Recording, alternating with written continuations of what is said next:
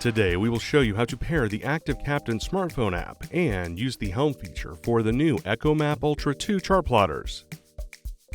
You will need an ECHOMAP Ultra 2 chart plotter and compatible mobile device with the ActiveCaptain app installed to utilize the Helm feature. For more help installing the ActiveCaptain app, see the video in the description. In this video, we will be using an Apple iPhone, but the process is similar to other Apple and Android devices.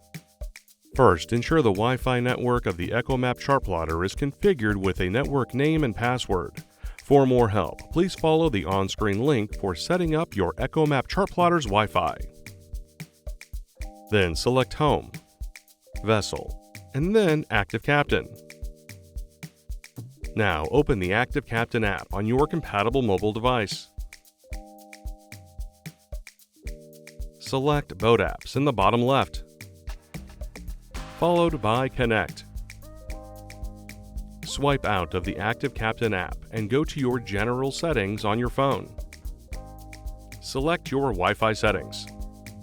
Select the ECHOMAP's Wi-Fi name. Navigate back to the ActiveCaptain app.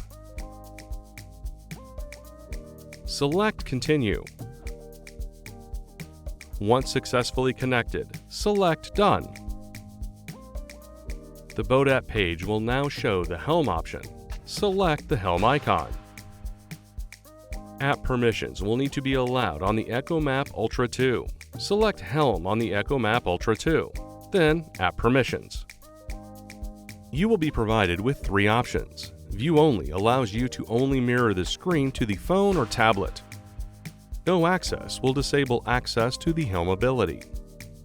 View and Control is the default setting and will allow control of the ECHOMAP directly from your mobile device. Select View and Control. Now select the ECHOMAP on your compatible smartphone. Helm can be viewed in portrait or landscape. Helm can also record from the Ultra 2.